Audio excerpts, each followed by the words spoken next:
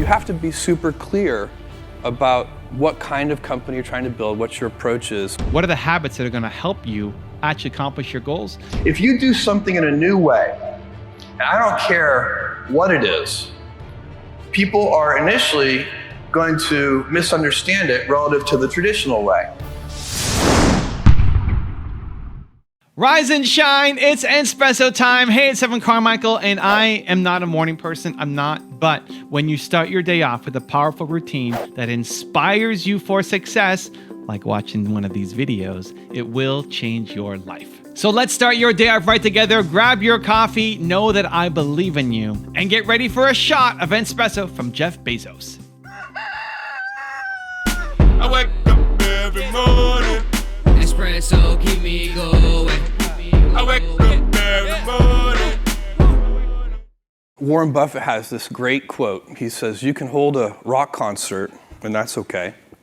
And you can hold a ballet, and that's okay. Just don't hold a rock concert and advertise it as a ballet. Investors come in all shapes and sizes. They have different investment horizons, different approaches, different beliefs about what the right kind of portfolio looks like.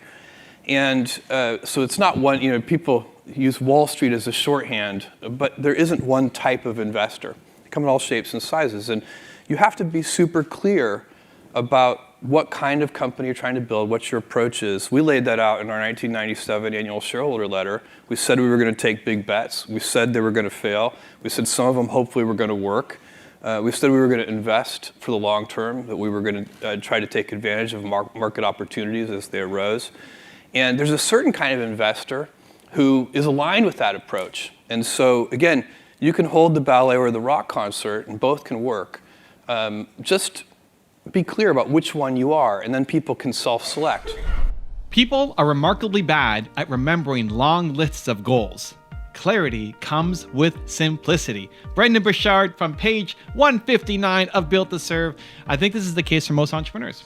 We make these giant lists of things that we need to do. Tell me if this sounds familiar. You've got this giant list of to-dos that just you seem to keep adding to every day. A new idea comes, another thing for your to-do list.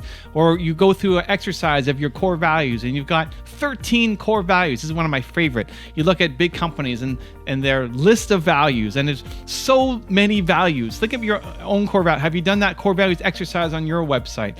How many core values are there? If you can't remember your goals, if you can't remember your core values, if it doesn't come off the top of your head right away, it means you're not living them. It means you're not executing them. It means you don't have clarity and you're trying to be everything. You're trying to do too much. And as a result, nothing happens. I was just on a call today helping some people in John Assaraf's VIP group, and we're talking about YouTube strategies and making content. And a woman, beautiful woman, came on and said, I don't know what to do. I've got so many ideas. I've got so many videos I want to make, and I haven't posted a video in 5 months because I feel like whatever I make is going to box me in. I said, well, who's boxing you in? Nobody's boxing you in. You're boxing yourself in. You've got so many ideas. You've got so many potential videos that you could make, and that feels overwhelming to the point where you're not doing anything you haven't posted in 5 months on your channel, right? That's a big problem. And we get overwhelmed. We get frustrated. There seems to be an abundance of opportunities, and that paralyzes us. That's the problem. And the way to get through it is to actually get the clarity, to get more focused, to get more narrow, to say, this is what I'm about. This is my real goal. This is really who I want to become. I'm not about 13 things. I'm about this one most important thing. And when you get that clarity, it allows you to go so much faster as opposed to being pulled in a million different directions. So today I want to guide you through the passion process that's in Built to Serve, right here, right next to the Brendon Burchard quote page. What is this? 158, the passion process that I wrote in this book, thanks to Nina, thanks to my wife, and helping her figure out what she's passionate about and how to turn that into something that she can be proud of. Okay, so if you're struggling to figure out what are you passionate about, how can you get narrow, laser-like focused to give you the confidence, momentum, and guidance that you need to start building that into your life and business, this is it. Passion process, okay? Step number 1, here's what we're gonna do. Make a list of all the ways that you've helped people. Understand that if you wanna be happy, you're built to serve, right? It's here in the title. You are built to serve. You wanna help people. So make a list of all the ways that you've helped people, because at the core of every successful business is helping people. Any entrepreneur, this is a good test to see how much entrepreneurs care about their business. If you ask an entrepreneur, what do they do? And they answer with, I help people X, that's usually a good start. It's usually a sign the entrepreneur's thinking about it the right way. Because if you want to have success in business, it comes by giving value to other people. At the core of what you're doing is you're helping people. You're helping consumers, you're helping businesses, you're bringing value, you're helping them. So if you're struggling to figure that out, or if you already started your business and you're struggling to get that clarity on what to focus on next, make that list. Step number 1, make a list of all the ways that you have helped people. Make a list, just make a list. Think of 20, 30 different things that you've done to help people. Some of that may seem really insignificant, but it still made you feel good. So how have you helped people? Okay, that's step number 1. Step number 2, underline the activities you've enjoyed. Okay, so one of the biggest challenges that people face when they're doing their business is they focus on the end result. You liked the end result of helping somebody. You like that you helped them. You like that they're happy. You like that they're gaining momentum. You like that spending time with you made some kind of impact on them, right? We like that feeling. We like knowing that we served and we contributed to them. But you like the end result, not necessarily the process. And so now that you have your list of all the ways that you have helped people, what did you actually enjoy the process of doing?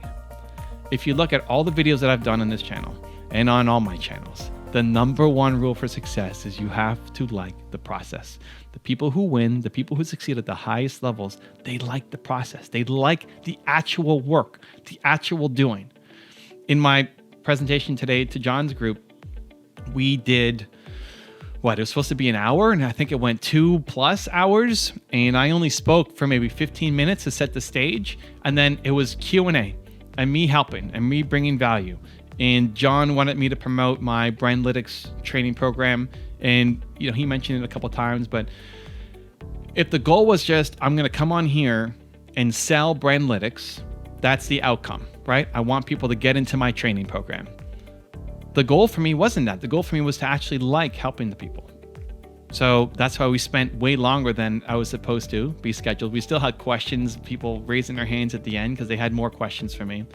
Because I actually like the process of going through somebody's YouTube channel and giving them feedback. Or I like the process of somebody having doubt in themselves, and by having a quick conversation with me, I can inject them with that little bit of belief, hope, encouragement. That's all they need to have permission to go and start filming some content. It's my favorite thing to do. I love helping entrepreneurs, and I love the process of doing those Q&As. If you were to move to a new city or set up a new office, I could come and help you. I could help you unplug all your computers and plug them back in the other spot and pack up the boxes and help rent the truck and all of the stuff that it takes to move an office.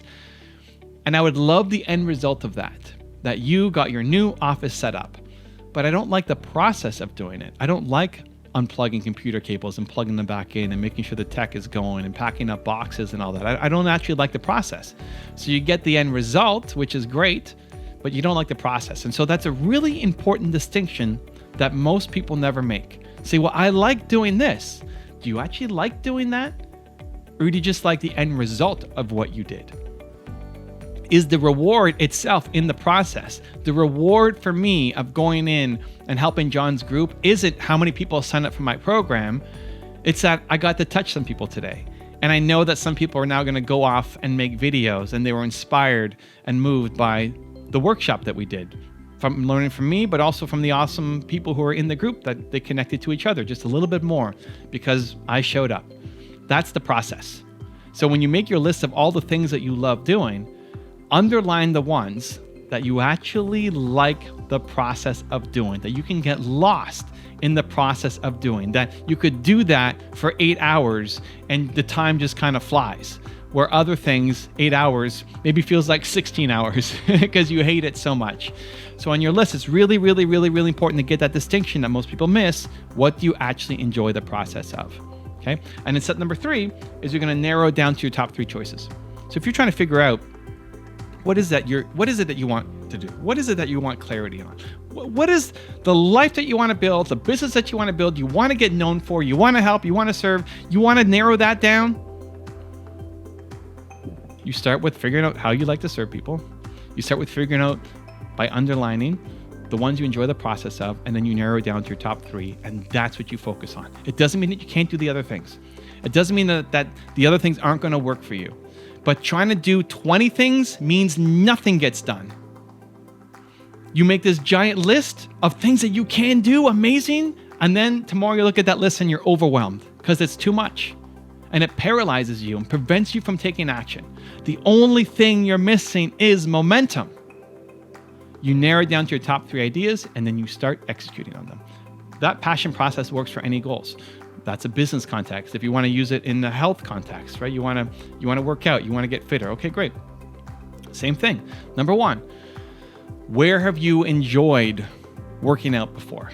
Where have you had any kind of results in health or fitness, whether it's diet, whether it's exercise, where have you gotten some results, right? Write that down. Next, you underline, what did you actually enjoy the process of? Did you like going to the gym? Or did you like playing soccer? Or did you like going on that diet?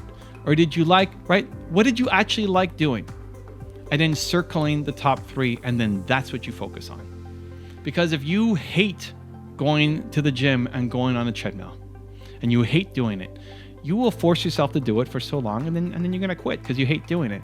But if you love playing soccer with your friends, or you love playing badminton or basketball or baseball or whatever your sport of choice is, or you just love going for a run with your friends or going for a walk with somebody else, that connection becomes important to you.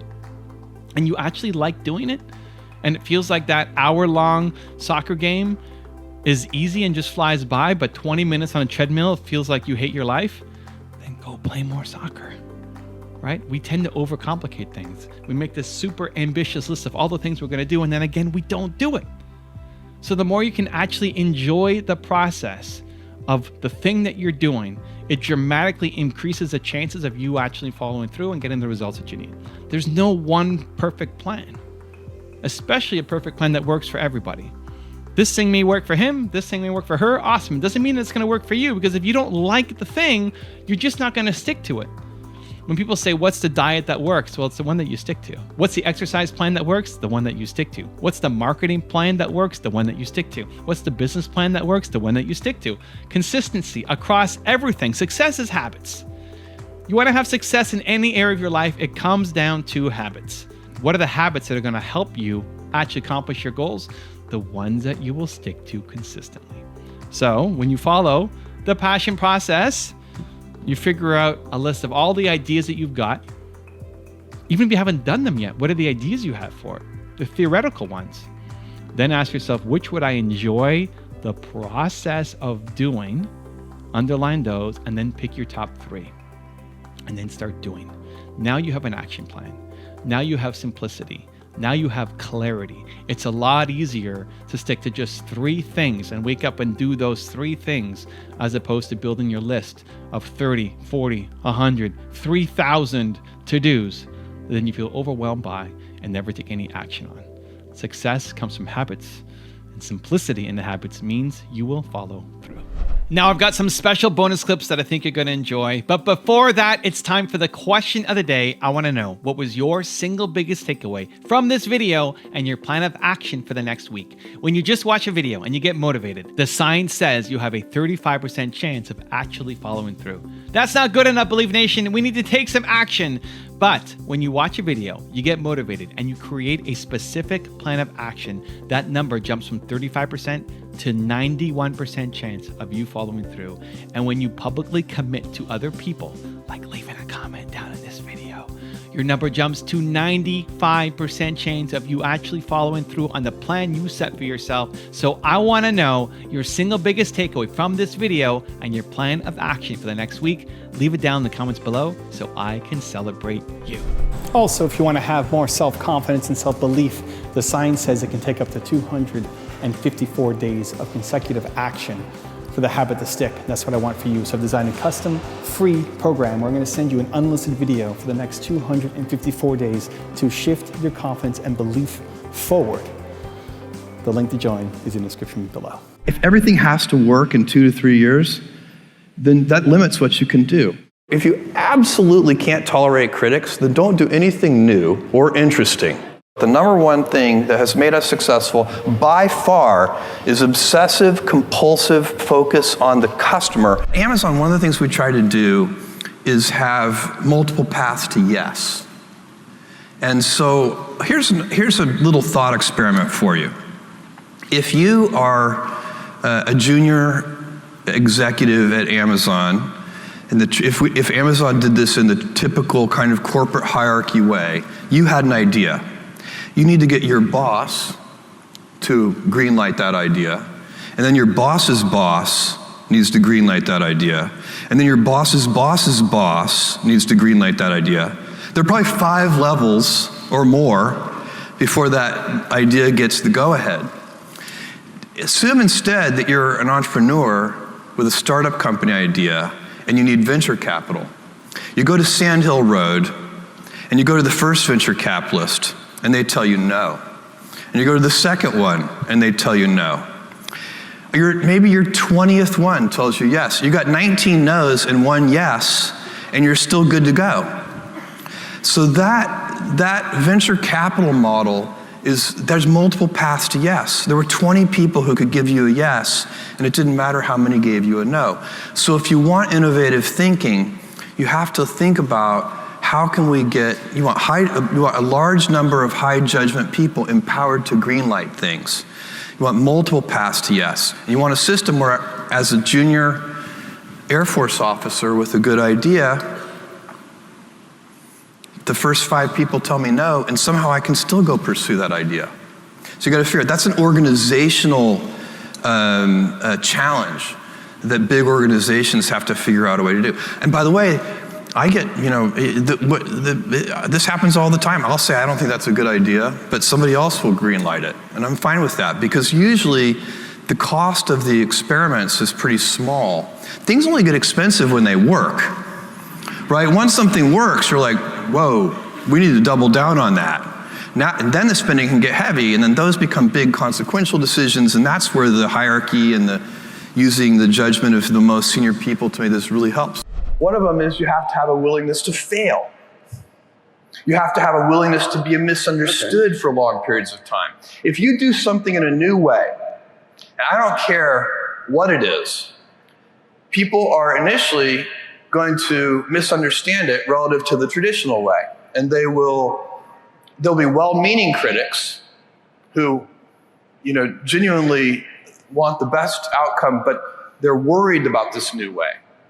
And there'll also be, of course, self-interested critics who have a vested interest in the traditional, they have some profit stream tied to the traditional way. But doing things, if you never want to be criticized, for goodness sake, don't do anything new. So it's okay though, if you have a willingness to be misunderstood for long periods of time, if you have a willingness to fail, then what you can do is you can ramp up your rate of experimentation. So successful invention is inventions that customers care about. It's actually relatively easy to invent new things that customers don't care about. But successful invention, if you want to do a lot of that, you basically have to increase your rate of experimentation. And that you can think of as a process. How do you go about organizing your systems, your people, all of your assets, your own daily life and how you spend time? How do you organize those things to increase your rate of experimentation? Because not all of your experiments are going to work. My greatest, I would have such a good feeling if I could be an 80-year-old guy and laying there thinking about my life, if I could say, look, there is now a bunch of entrepreneurs in space because I took my Amazon lottery winnings and built the heavy lifting infrastructure that does take billions of dollars in CapEx to lower the cost of access to space. That's how you get millions of people living and working. And by the way, we need that. For those of you who like to think about the future at all, you can do a simple calculation. We can argue about what limited resources on Earth and so on and so on. But here's a calculation that you cannot argue with, which is you take current baseline energy usage on Earth, compound it at just a few % a year for just a few hundred years, and you have to cover the entire surface of the Earth in solar cells. So we're going to have to decide, do we want a society of pioneering, invention, expansion, growth, or do we want a society of stasis? And personally, I believe, because the Earth is finite, and if you want a society of stasis, I think it's going to, first of all, I don't personally believe that stasis is even compatible with freedom, so I think for me that's a big problem. Second of all, it's going to be dull. Stasis is going to be very dull. You don't want to live in the stasis world. And so, of course, we're going to continue to get more efficient too. We have been. For hundreds of years, we've been getting more productive, more efficient. That trend is going to continue. But even so, we're going to want to use more energy per capita. And also, I don't want a stabilized population. I would love for there to be 1 trillion humans in the solar system. With 1 trillion humans, we would have 1,000 Einsteins and 1,000 Mozarts. It'd be an incredible civilization. Don't you want that dynamism? It'd be so much more interesting. This is for your great-great-great-grandchildren, but what kind of world do you want them to live in? I want them to live in that expansive world that is, learning more about the universe and moving out throughout the solar system. I picked books because there were more items in the book category than any other category, and so you could build universal selection. There were 3 million in 1994 when I was pulling this idea together. The 3 million different books active and in print at any given time. And the largest physical bookstores only had about 150,000 different titles.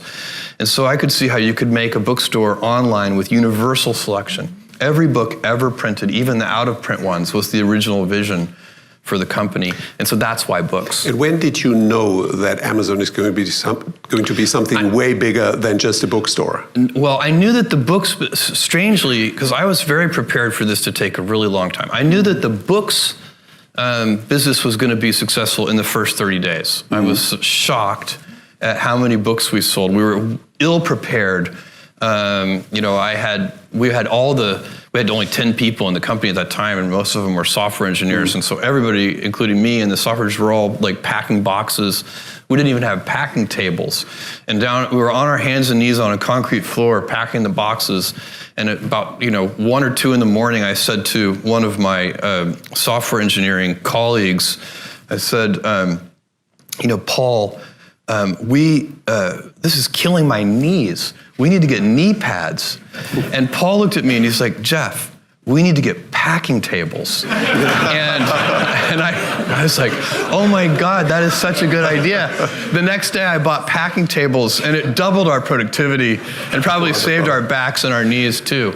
One of the key things about lean, defect reduction, being efficient, not letting defects travel downstream in any process. If you're going to eliminate waste, or as the Japanese call it, muda, you have to have information. And the data center has historically been an information-free zone as far as application developers are concerned.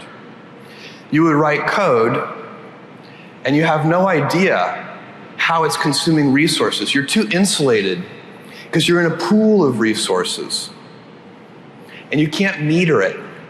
One of the biggest, still unappreciated benefits of AWS is that application developers get a real sense of which inner loop is driving all the cost. Yeah. And that's a big deal. So that's just starting to, that's one of the ways that this approach to infrastructure dramatically reduces costs. In our data center, in our fulfillment centers and in our customer service centers, we have, we're always seeking to keep defects from moving downstream. So this is a principle that was probably best applied in the first best applied by Toyota. And they had this idea of that they call the andon cord, which basically any factory worker could pull the cord and stop the whole automobile manufacturing line. And for old school auto manufacturing companies, that was considered crazy, absolutely insane. In fact, the opposite principle was typically at work, which is you did everything possible to keep that line running. And here Toyota flipped that on its head and they said, look, anytime there's a defect, no matter how small, we want you to pull the cord and stop the whole line. And stopping things, if you do that in a line that has a lot of defects, initially you get a lot of andon cord pulls and it's very expensive. But over time, if you use that approach, you eliminate the defects closer and closer to the source. And the people who are fans of lean manufacturing and these kinds of techniques take almost as an article of faith, although there's a lot of evidence to support this in very diverse industries, that the further a defect travels downstream, the more expensive it becomes to fix. And so you want to stop those things. You don't want them to repeat and happen over and over. Sometimes, we expand into new areas in two ways. One is kind of, from a customer need. We will work from a customer need to the skills that we need. And the other one is skills forward, from a skill set we have to a new set of customers. So Kindle is an example of a customer need, and so we don't have any hardware skills. We've been doing this for 10 years now, but if you go back in time 10 years, we had no hardware team. We had to hire somebody to lead our hardware group and then build a hardware team and build some institutional competence at it and so on. That's a customer need backwards approach. And then skills forward, a great example of that is Amazon Web Services. We had the skills to do AWS. We had probably more distributed computing expertise than anybody else in the world because of the transactions. Transaction systems are so complicated and hard to build, and we had a service-oriented architecture of great complexity, probably before anybody else. And so because we were doing that, we could kind of see the future a little bit, and decided to build AWS, which has turned into a huge business in its own right.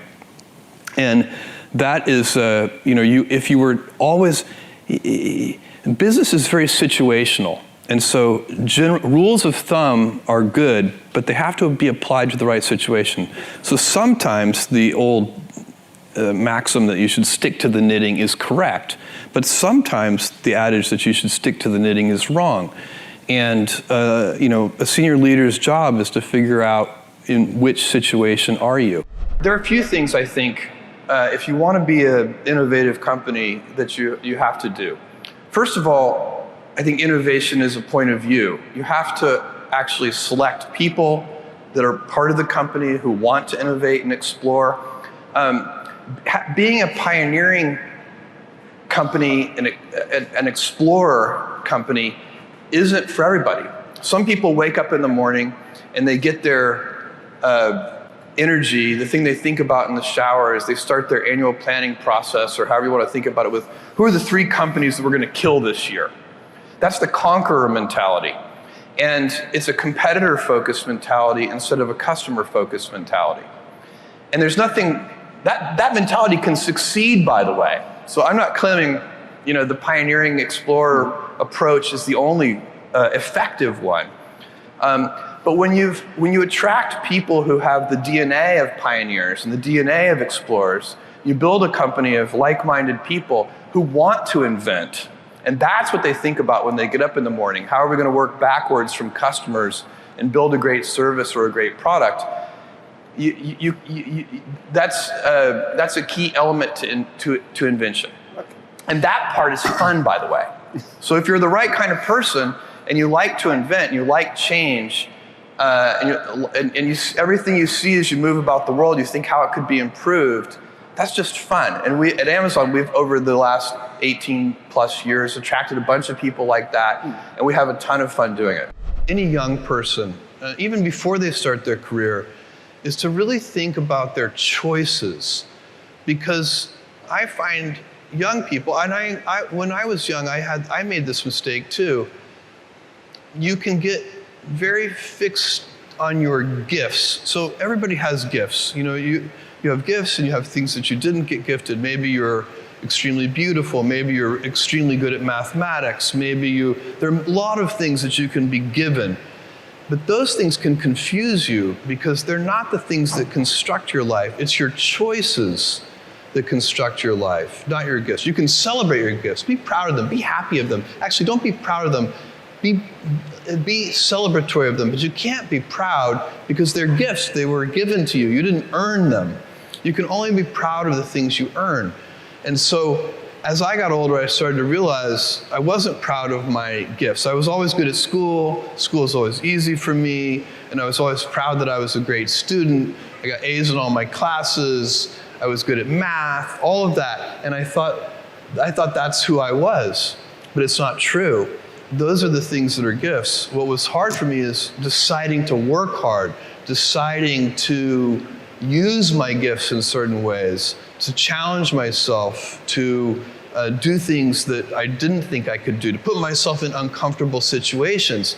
We all I would say to a young person, you can choose a life of ease and comfort, or you can choose a life of service and adventure. Which one of those, when you're 90 years old, are you going to be more proud of? I spent an unusual amount of time with my grandparents, and especially with my grandfather on the ranch. So he had a ranch in South Texas, and I would spend my summers there from age 4 to 16. And when I was 4, they were taking me for the summer to kind of give my parents a break, you know, sort of because they were so young. And it was useful. I was a handful, I'm sure. And anyway, he created the illusion for me when I was 4 years old that I was helping him on the ranch, which of course could not have been true, but I believed it. And then by the time I was 16, of course, I was actually helping on the ranch. I can fix prolapsed cattle. We did all of our own veterinary work. Some of the cattle even survived. And we fixed windmills and laid water pipelines and built fences and barns and fixed the bulldozer that you guys talked about. And so one of the things that's so interesting about that lifestyle and about my grandfather is he did everything himself. He didn't call a vet if one of the animals was sick. He figured out what to do himself. And so what does it mean? No delegation? Being resourceful, I think, is that you can't, if there's a problem, there's a solution. And of course, as you mature and get into the business world and anything you do on a team, you very quickly realize that it's not about just your own resourcefulness, it's about team resourcefulness and how does that work. I'm taking my Amazon lottery winnings and I'm converting them into reusable rocket vehicles so that we can lower the cost of access to space, because right now the price of admission to do interesting things in space is just too high. If I look at what Amazon was able to do 20 years ago, we didn't have to build a transportation network. It already existed. That heavy lifting was in place. We didn't have to build a payment system. That heavy lifting had already been done. It was the credit card system. We didn't have to put a computer at every desk. That had already been done too, mostly for playing games, by the way, and so on. So all the pieces of heavy lifting were already in place 20 years ago, and that's why, with $1 million, I could start this company. Today, and then there are even better examples on the internet over the last 20 years. Facebook started in a dorm room. I guarantee you 2 kids cannot build a giant space company in their dorm room. It's impossible. But I want to create the heavy lifting infrastructure, kind of do the hard part, so that the future generation, 2 kids in a dorm room, will be able to create a giant space company. By the way, getting it wrong isn't that bad. That's the other thing. When we make mistakes, and we've made doozies like the Fire Phone and many other things that just didn't work out, we don't have enough time for me to list all of our failed experiments, but the big winners pay for thousands of failed experiments. So you try something like Prime, and it was very expensive at the beginning. It cost us a lot of money, because what happens when you offer a free all-you-can-eat buffet? Who shows up to the buffet first? The heavy eaters. It's scary. It's like, oh my God, did I really say as many prawns as you can eat? Oh. And so that is what happened. But surely we could see the trend lines. We could see that, you know, all kinds of customers were coming and they appreciated that service. Your stock at one point, I think, went to $100, but then it went down to $6 or something like that. At the peak of the internet bubble, our stock peaked somewhere around $113. Okay. And then after the internet bubble, you know, busted open, our stock went down to $6. It went from 113 to 6 in less than a year. My annual shareholder that year starts with a one-word sentence, and that one-word sentence is the word ouch. So most of those internet companies of the dot-com era are out of business. Yeah. You survived. What was it that made you to survive, and virtually the rest of them are gone? That whole period is very interesting because the stock is not the company, and the company is not the stock. And so as I watched the stock fall from 113 to 6, I was also watching all of our internal business metrics, number of customers, profit per unit, everything you can imagine, defects, etc. Every single thing about the business was getting better and fast. And so as the stock price was going the wrong way, everything inside the company was going the right way. And we didn't need to go back to the capital markets. We didn't need more money. The only reason, a financial bust like the internet bubble bursting is, makes it really hard to raise money. But, we already had the money we needed. So we just needed to continue to progress. Take pride in your choices, not your gifts. This is something that I think is super important for young people to understand, and for parents to preach to young people. It's really easy for a talented young person to take pride in their gifts. They can say, I'm really athletic, or I'm really smart, or I'm really good at math. And that's fine. You should celebrate your gifts. You should be happy, but you can't be proud of them because they're gifts after all. They were given to you. What you can be proud of is your choices. How did you decide to use your gifts? Did you study hard? Did you work hard? Did you practice? The people who really excel combine gifts and hard work. And the hard work part is a choice. You get to decide that. And that is something, when you're looking back on your life, you'll be very proud of. You don't choose your passions choose you. And all of us are gifted with certain passions, and the people who are lucky are the ones who get to follow those things. And I always advise our young employees, I meet with interns and so on, you can have, and my kids too, you can have a job, or you can have a career, or you can have a calling. And if you can somehow figure out how to have a calling, you have hit the jackpot. I think this is a golden age of television. So when you look at, TV series today, the really good TV series are, in terms of quality, they're as good as the very best movies have ever been. And you're getting the best storytellers to come do television. You're getting the best actors to now come do television. One of the great storytellers is right here. Thank you for the help. Thank you. And this is a big deal when you can get the very best people, because this is one of those businesses where the viewer is always looking for something a little fresh. And so you can never find a formula, because as soon as you find a formula, it's not fresh anymore. They're always looking for something a little new. So it really takes human ingenuity. It takes people. The storytellers have to be in touch with the zeitgeist. And what I want Amazon Studios to be all over the world, I want us to be known as the most talent-friendly studio in the world. And the reason you need to do that, thank you, is because at the end of the day, it is the talent that makes those stories. Storytelling is the oldest thing that humans do. We've been doing it for thousands and thousands of years. Long before there was written language, before there was any medium to convey it, people sat around and they told each other stories. And it's how we teach each other things. And we learn from stories. We learn from fiction. We learn from fiction because we get to live an alternate life. In that moment, you watch this and you're learning. So it can be fun, it can be action, it can be funny, it can be comedy. But the very best things take those elements and teach a little something. There's something in there that you walk away with and you're inspired by it. And it doesn't matter if it's drama, comedy, anything, you're going to walk away with something.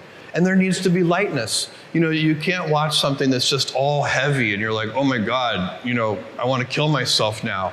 There also has to be that gesture. There has to be somebody who brings you out and lets you breathe a little bit. So this is so hard to do.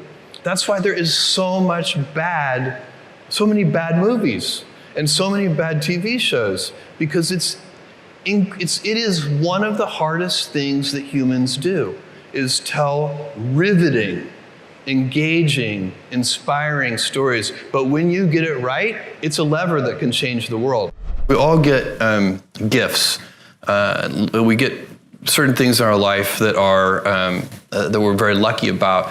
And one of the most powerful one is who your early role models are. You know, they could be your parents. Your grandfather. It was, in a big sense. My mom and dad, but my grandfather too.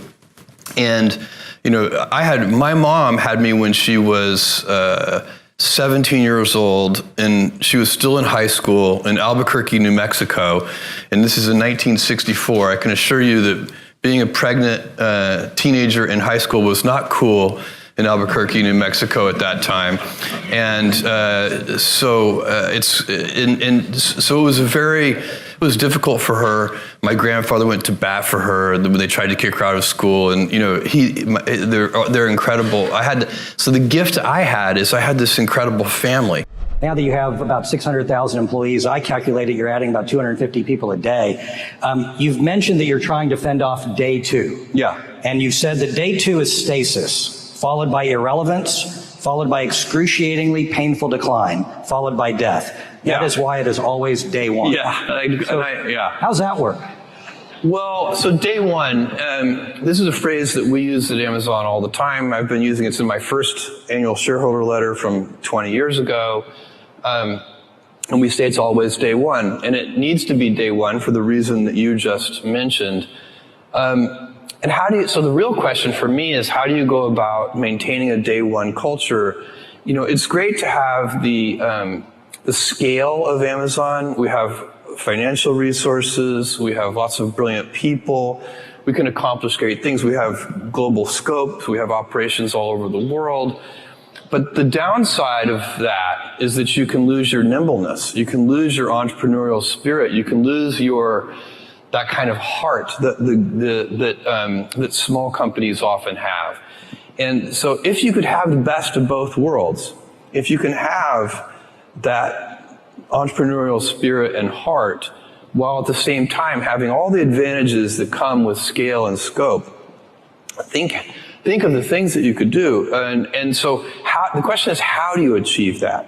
The scale is good because it makes you robust. You know, a big boxer can take a punch to the head. The question is, you also want to dodge those punches. So you'd like to be nimble. You want to be big and nimble. And I find that there are a lot of things that are protective of the day 1 mentality. I already spent some time on one of them, which is customer obsession. I think that's the most important thing. If you can, and it gets harder as you get bigger. When you're a little tiny company, say you're a 10-person startup company, every single person in the company is focused on the customer. When you get to be a bigger company, you've got middle managers and you've got all these layers, and those people aren't on the front lines. They're not interacting with customers every day. They're insulated from customers, and they start to manage not the customer happiness directly, but they start to manage through proxies like metrics and processes, and some of those things can become bureaucratic. So it's very challenging. But one of the things that happens is the decision-making velocity slows down. And I think one of the reasons that happens is that people, junior executives inside the big company, start to model all decisions as if they are heavyweight, irreversible, highly consequential decisions. And so even two-way doors, you make a decision, it's the wrong decision, you can just back up and back through the door and try again. Even those reversible decisions start to be made with heavyweight processes.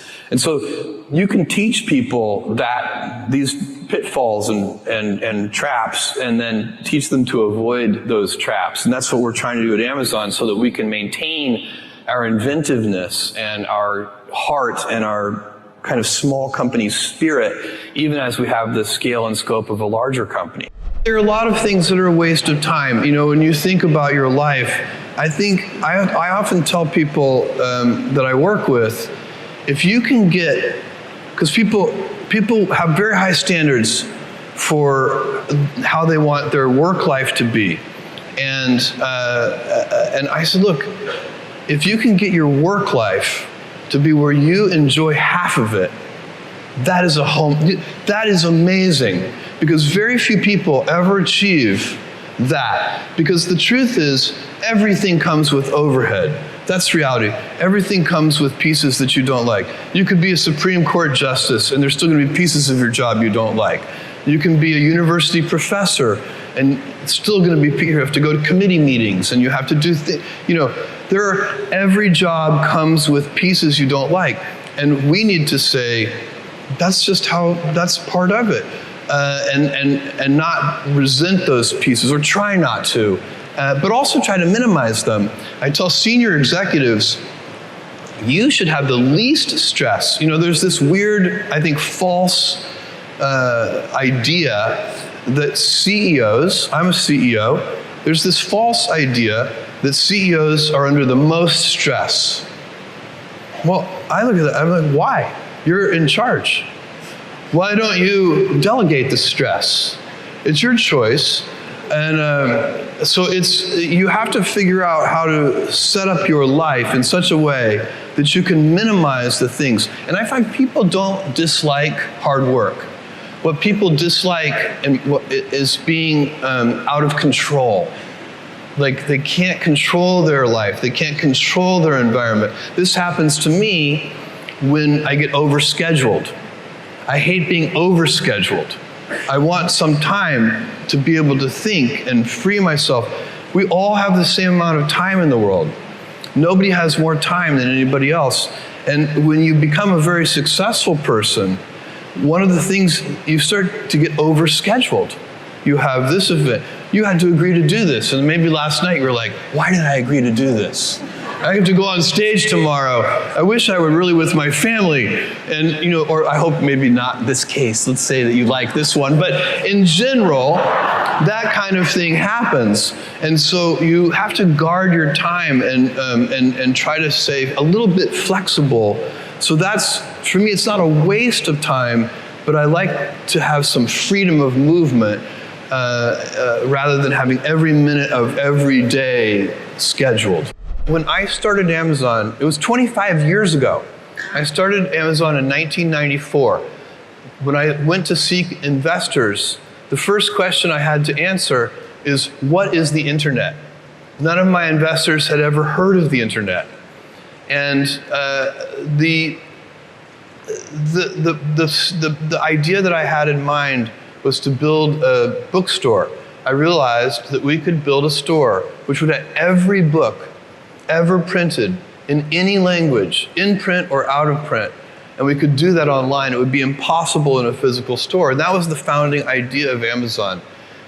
But did I expect what would happen today? No. You know, we started, I've been at Amazon when it was one person, me, when it was 10 people, when it was 100 people, when it was 1,000 people, and today, when it's, you know, more than 700,000 people and approaching 70,000 people just here in India.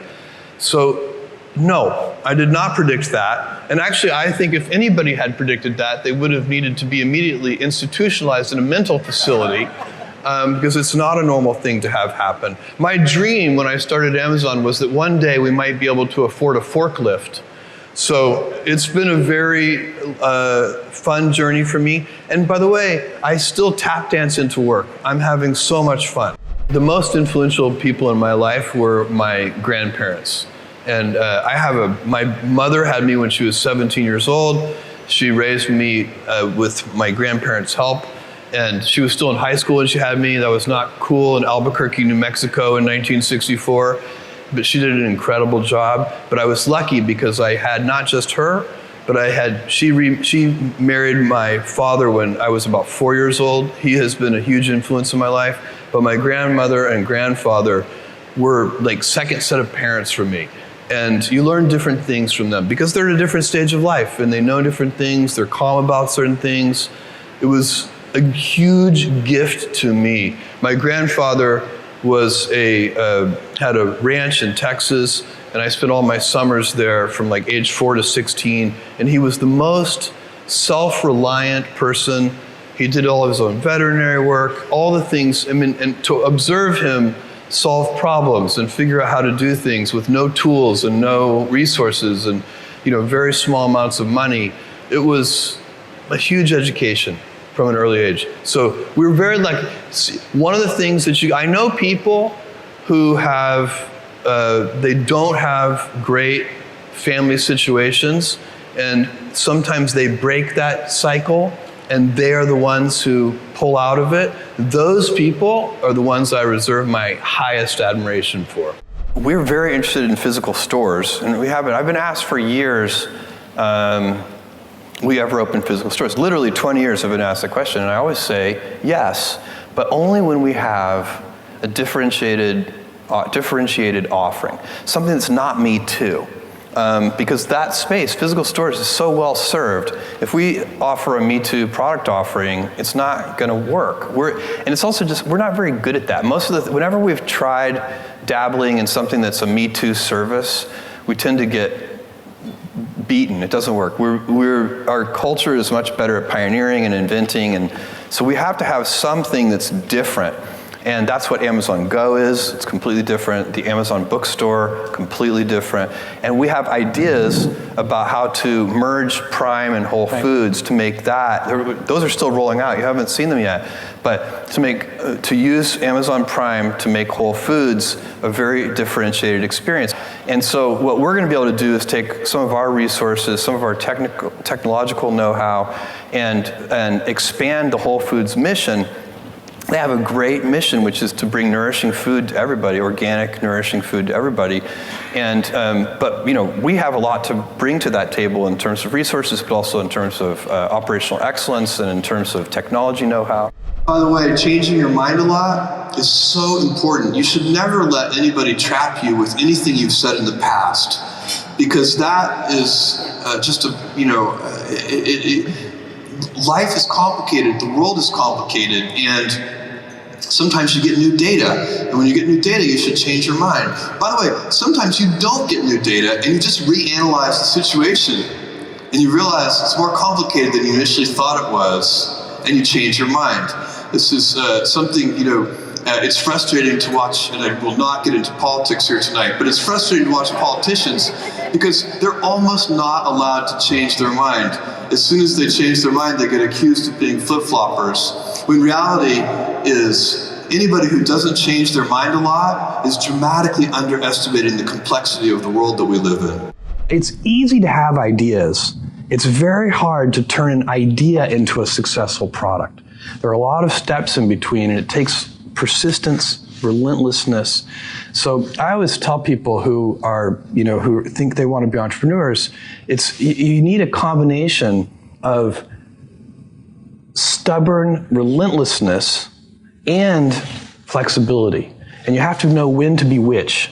And basically you need to be stubborn on your vision, because otherwise it'll be too easy to give up.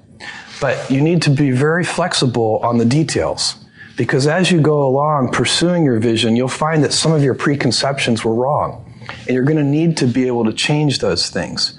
So I think taking an idea successfully all the way to the market and turning it into a real product that people care about and that really improves people's lives is a lot of hard work. We do so many different things. So this is a question I sometimes get. How can you do so many different things? Why don't you stick to the knitting? The kind of traditional advice would be to stay focused and keep the business simple. And the way I think about this is we actually do stick to one thing. It's just not described. It's not the business itself. We do web services, which is, you know, big enterprises buying compute services from us, and we have our retail business, and we have Amazon Studios, which is making original content, and Amazon Go, the things you listed. So, but the cultural thread that runs through all these things is the same. We only have a few principles at Amazon kind of core values that we go back to over and over again. And if you looked at each of the things that we do, you would see those run straight through everything. So the first one, and by far the most important one, is customer obsession. And we talk about it as customer obsession as opposed to competitor obsession. And I have seen over and over again companies talk about that they're customer focused, but really when I pay close attention to them, I believe they are competitor focused. And that's just a completely different mentality. By the way, competitor focus can work, but I don't think it works in the long run as well as customer focused. For one thing, once you're the leader, if your whole culture is competitor obsessed, it's kind of hard to stay energized and motivated if you're out in front. Whereas customers are always unsatisfied. They're always discontent. They always want more. And so no matter how far you get out there in front of your competitors, you're still behind your customers. So they're always pulling you along. So customer obsession is a deep principle that underlies everything we do. Another one is eagerness to invent. So we love to pioneer. And when we have done, by the way, whenever we have tried to do something in a kind of Me Too fashion, we have failed at it. We need to have something that is differentiated, unique, something that customers are going to like, that we're kind of leading with. So that's another element that works for us. And then another one is long-term thinking. We are willing to take some time and be patient with our business initiatives, and that runs through everything. So a lot of our competitors might have 2 to 3 year kind of time frames, and we might have more of a 5 to 7 year sort of time frame. And then the last one, operational excellence. So literally, how do you have high standards around, identifying defects, fixing defects at the root, all of those kinds of things that lead to what I think also can be in a simpler way, just stated as professionalism, that you want to do things right just for the sake of doing them right. I haven't had any existential crises, knock on wood. I don't want to jinx anything. But we've had a lot of kind of dramatic events. I remember early on, we only had 125 employees when Barnes & Noble, the big United States bookseller, opened their online website to compete against us, barnesandnoble.com. We'd had about a 2-year window. We opened in 95, they opened in 97. And at that time, all of the headlines, and the funniest were about how we were about to be destroyed by this much larger company. We had 125 employees and $60 million a year in annual sales, 60 million with an M. And and Barnes & Noble at the time had 30,000 employees and about $3 billion in sales. So they were giant, we were tiny, and we had limited resources. And the headlines were very negative about Amazon. And the one that's most memorable was just Amazon.toast. And so I called an all-hands meeting, which was not hard to do with just 125 people. And we got in a room, and because it was so scary for all of us, this idea that now we finally had a big competitor, that literally everybody's parents were calling and saying, are you okay? It's usually the moms calling and asking their children, are you going to be okay? So, and I said, look, it's okay to be afraid, but don't be afraid of our competitors, because they're never going to send us any money. Be afraid of our customers. And if we just stay focused on them and instead of obsessing over this big competitor that we just got, we'll be fine. And I really do believe that. I think that if you stay focused, then the more drama there is and everything else, no matter what the drama is, whatever the external distraction is, what your response to it should be to double down on the customer, satisfying them, not just satisfying them, delighting them.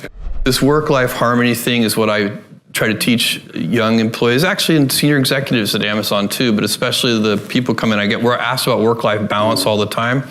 And my view is that's a debilitating phrase, because it implies there's a strict trade-off. And the reality is, if I'm happy at home, I come into the office with tremendous energy. And if I'm happy at work, I come home with tremendous energy. And so it actually is a circle. It's not a balance.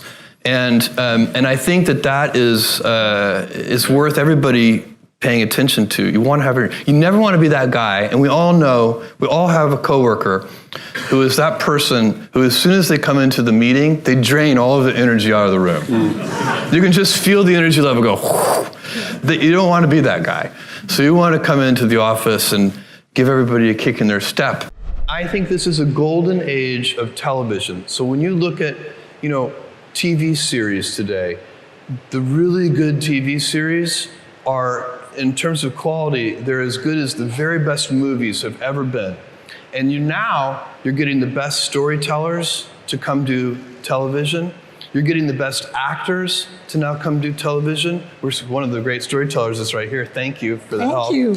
And this is a big deal when you can get the very best people, because this is one of those businesses where the viewer is always looking for something a little fresh.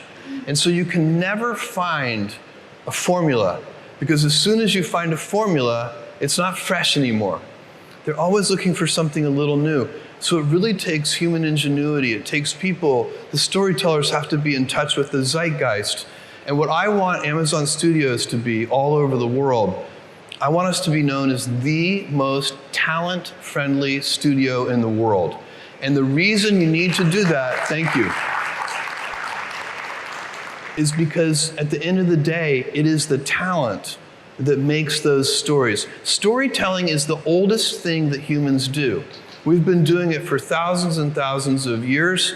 Long before there was written language, before there was any medium to convey it, people sat around and they told each other stories. And it's how we teach each other things. And we learn from stories. We learn from fiction. We learn from fiction because we get to live an alternate life. In that moment, you watch this and you're learning. So it can be fun, it can be action, it can be funny, it can be comedy. But the very best things take those elements and teach a little something. There's something in there that you walk away with and you're inspired by it. And it doesn't matter if it's drama, comedy, anything, you're gonna walk away with something. And there needs to be lightness. You can't watch something that's just all heavy and you're like, oh my God, I wanna kill myself now. There also has to be that gesture. There has to be somebody who brings you out and lets you breathe a little bit. So this is so hard to do. That's why there is so many bad movies and so many bad TV shows, because it is one of the hardest things that humans do, is tell riveting, engaging, inspiring stories. But when you get it right, it's a lever that can change the world. My job, one of my jobs as the leader of Amazon, is to encourage people to be bold. And people love to focus on things that aren't yet working. And that's good, it's human nature. That kind of divine discontent can be very helpful. But it's incredibly hard to get people to take bold bets. And you need to encourage that. And if you're gonna take bold bets, they're gonna be experiments. And if they're experiments, you don't know ahead of time whether they're gonna work. Experiments are by their very nature prone to failure, but a few big successes compensate for dozens and dozens of things that didn't work. So, bold bets, AWS, Kindle, Amazon Prime, our third-party seller business, all of those things are examples of bold bets that did work, and they pay for a lot of experiments. I've made billions of dollars of failures at Amazon.com, literally billions of dollars of failures. And you might remember Pets.com or Cosmo, or give myself a root canal with no anesthesia very easily. None of those things are fun, but they don't matter. What really matters is companies that don't continue to experiment, companies that don't embrace failure, they eventually get in a desperate position where the only thing they can do is make a kind of Hail Mary bet at the very end of their corporate existence. Whereas companies that are, making bets all along, even big bets, but not bet the company bets. I don't believe in bet the company bets. That's when you're desperate. That's the last thing you can do. If you want another amazing Jeff Bezos video, check it out right there next to me. I think you'll love it. Continue to believe, and I'll see you there. If you focus on the controllable inputs to your business instead of the outputs, in the long term, you get better results. Dream big, act small. Failure is essentially irrelevant.